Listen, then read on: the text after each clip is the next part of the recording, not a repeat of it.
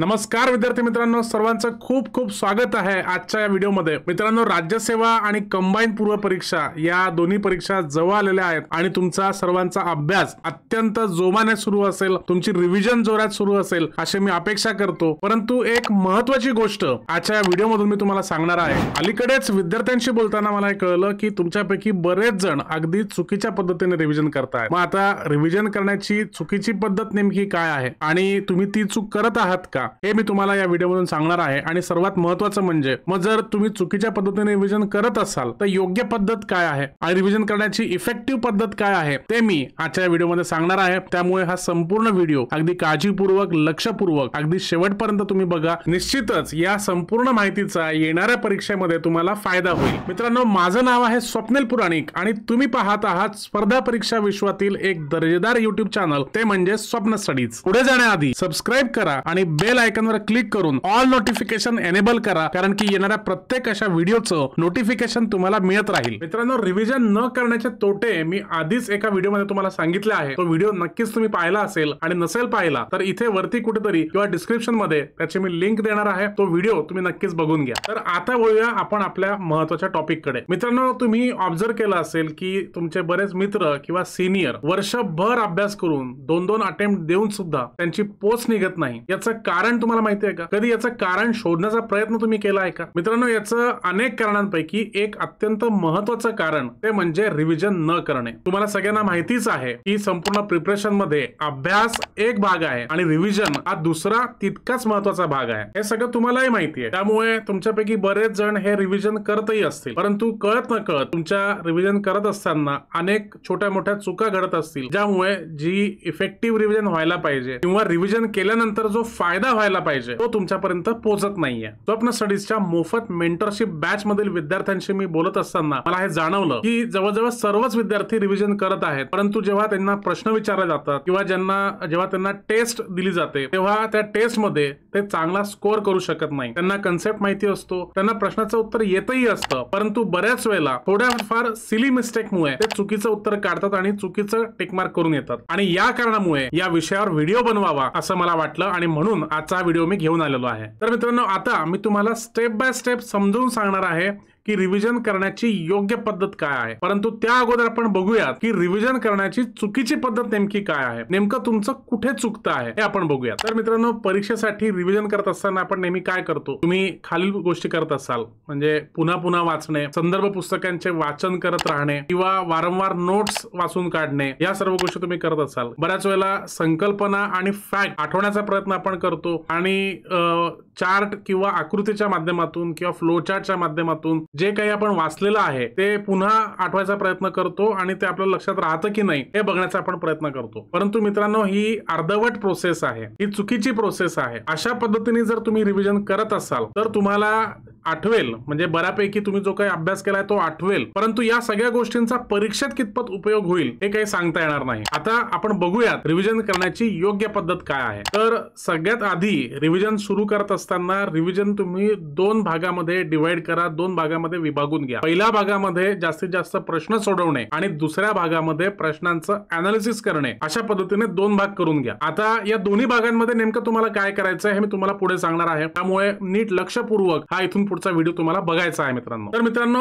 Revision करण्याची step by step पद्धत काय आहे? सगळ्यात पहिले 1 तासाचा वेळ लावा। तुमच्याकडे घड्याळ असेल किंवा अलार्म असेल तेव्हा शिस्तीत 1 तासाचा अलार्म तुम्ही लावा आणि एक घटक निवडा, इतिहास, भूगोल, विज्ञान, कुठलाही एक घटक निवडा आणि त्यातले 100 प्रश्न तुम्ही सोडवा। आता प्रश्नांचे स्रोत भरपूर आहेत, बऱ्याचशा टेस्ट सिरीज बाजारामध्ये उपलब्ध आहेत, बरेचसे मागील वर्षांच्या प्रश्नपत्रिकांचे पुस्तकं अवेलेबल आहेत, तर भरमसाठ प्रश्न हे बाजारात उपलब्ध आहेत। तर आता एवढे सगळे प्रश्न कुठून आणायचे तर कृपया असं कमेंट मध्ये विचारू नका। आणि आता प्रश्न सोडवत असताना OMR शीटचा वापर करून जे करेक्ट उत्तर आहेत ते OMR शीट मध्ये नोंदवा आणि असं प्रत्येक घटकाचं करा। रोज एक घटक जर तुम्ही निवडला, एक दिवस इतिहास, एक दिवस भूगोल, एक दिवस विज्ञान, एक दिवस पॉलिटी, अशा पद्धतीने रोज किमान 100 MCQ तुम्हाला सोडवायचे आहे। 100 प्रश्नांचा सराव करायचा आहे। त्यानंतर काय करायचं आहे तर प्रश्न सोडवून झाल्यावर त्यांचे अनालिसिस करायचे। आता आपण अनालिसिस म्हटल्यानंतर फक्त मागील वर्षांच्या प्रश्नपत्रिकांचं अनालिसिस आपण म्हणतो, परंतु आपलं रिव्हिजन सुरू असताना नेमकं कशा पद्धतीने अनालिसिस करायचं हे कोणीही बघत नाही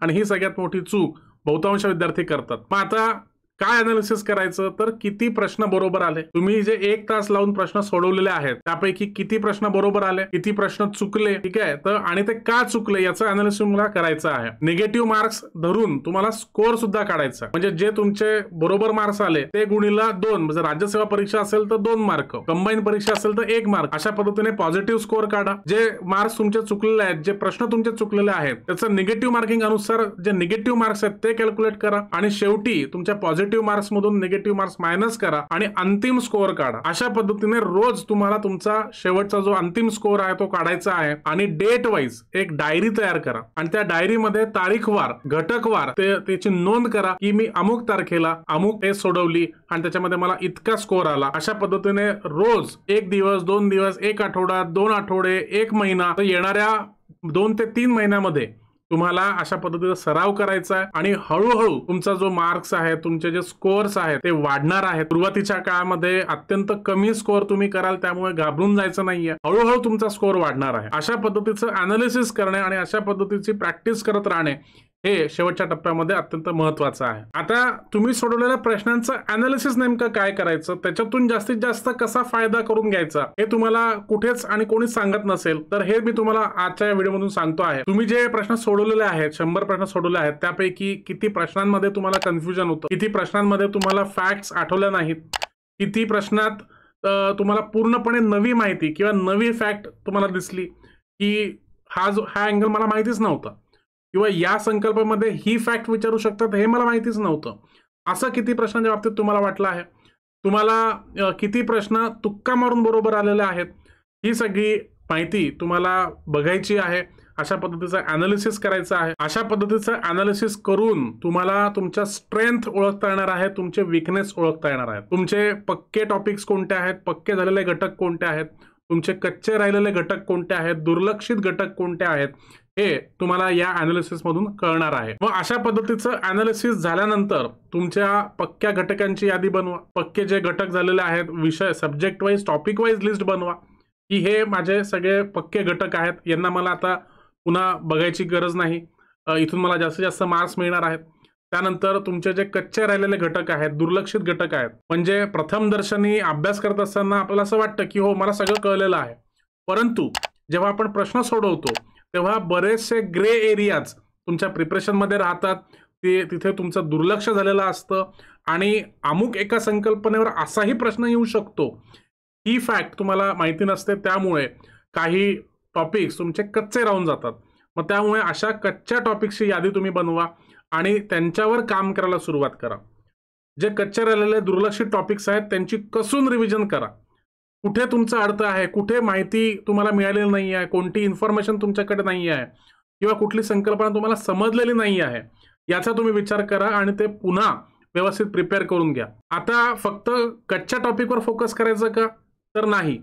कच्च्या टॉपिकची रिव्हिजन तर करायचीच आहे, परंतु जे तुमचे पक्के टॉपिक्स आहेत त्यांचीही रिव्हिजन करायची आहे, त्यांनाही सोडून चालणार नाहीये.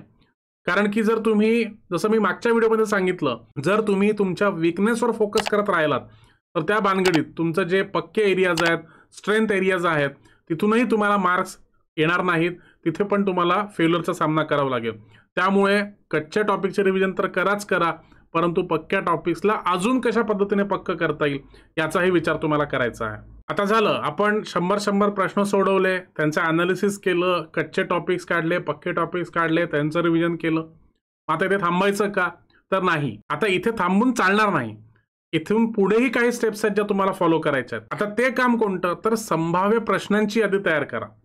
प्रत्येक घटकावर किती प्रश्न विचारले गेले आहेत मागच्या 10 वर्षामध्ये ते बघा. प्रत्येक संकल्पनेला धरून मागच्या 10 वर्षामध्ये कशा प्रश्न विचारले गेले आहेत, किती वेगवेगळ्या अँगल्सवर प्रश्न विचारले गेलेले आहेत, किती वेगवेगळ्या फॅक्ट्सला धरून प्रश्न विचारला गेलेला आहे, याचं अनालिसिस तुम्हाला करायचं आहे. आणि हे अनालिसिस आणि अशा प्रकारचं अनालिसिस तुम्ही मागील वर्षांच्या प्रश्नपत्रिकाचा अभ्यास करत असताना ऑलरेडी केलेला आहे असं मी गृहीत धरून चालतो. आणि जर तसं केलं नसेल तर तुम्हाला उरलेल्या काळामध्ये हे अनालिसिस करायचं आहे आणि त्या पद्धतीने आणि त्या अनुसार तुम्हाला संभाव्य अतिसंभाव्य टॉपिक्सची यादी स्वतःपुरती बनवायची आहे. संभाव्य अतिसंभाव्य टॉपिक्स मी तुम्हाला वेगवेगळ्या व्हिडिओमधून दिलेलेच आहेत, परंतु तुम्ही तुमचं अनालिसिस करा.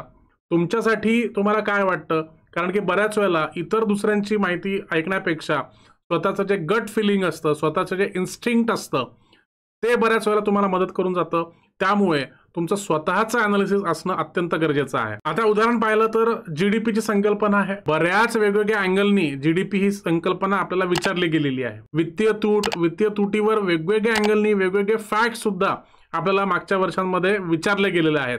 तर यांचं अनालिसिस करा आणि त्यांच्यावर कसे संभाव्य प्रश्न येऊ शकतात ते तुम्ही बघा. तर मित्रांनो, अशा पद्धतीने आपण रिव्हिजन करण्याची योग्य पद्धत काय आहे हे समजून घेतलेलं आहे. आणि नुसतं रिव्हिजनच नाही, तर रिव्हिजनच्या पलीकडे जाऊन आपण आपल्या प्रिपरेशनला योग्य पद्धतीने न्याय दिलेला आहे, योग्य पद्धतीने धार दिलेली आहे. आणि जर आजच्या कॉम्पिटिशनमध्ये जर तुम्हाला टिकायचं असेल तर अशाच पद्धतीने तुम्हाला अनेक पावलं ॲडव्हान्समध्ये चालून तुम्हाला या स्पर्धा परीक्षांचा सामना करायचा आहे. मित्रांनो, हे संपूर्ण डिस्कशन तुम्हाला कसं वाटलं मला नक्की कमेंट करून कळवा. आवडलं असेल तर लाईक करा, तुमच्या मित्रमैत्रिणींमध्ये ग्रुप्समध्ये हा व्हिडिओ फॉरवर्ड करा. आणि आत्तापर्यंत जर तुम्ही हे चॅनल सबस्क्राईब केलं नसेल तर सबस्क्राईब करून घ्या. बेल आयकॉनवर क्लिक करा आणि बेल आयकॉनवर क्लिक केल्यानंतर जे ऑल नोटिफिकेशन आहे त्याच्यावर देखील क्लिक करा. म्हणजे अशा प्रकारच्या महत्त्वाच्या व्हिडिओचं नोटिफिकेशन तुम्हाला मिळत राहील आणि योग्य वेळी योग्य ती माहिती तुमच्यापर्यंत पोहोचेल आणि परीक्षेमध्ये तुम्हाला त्याचा फायदा होईल. पुन्हा भेटूया दुसऱ्या एका व्हिडिओमध्ये. तोपर्यंत छान अभ्यास करा आणि स्वतःची काळजी घ्या. धन्यवाद. यूपीएससी राज्यसेवा आणि कंबाईन गट ब आणि गट क परीक्षांसाठी वैयक्तिक मार्गदर्शन सत्रे स्वप्न स्टडीजच्या या मोफत मेंटरशिप बॅच मध्ये सहभागी व्हा आणि मिळवा स्वप्न स्टडीज ऍप वरील कोर्सेसवर 80% भरघोस सवलत. आपले नाव नोंदवण्यासाठी डिस्क्रिप्शन बॉक्स मध्ये लिंक दिलेली आहे.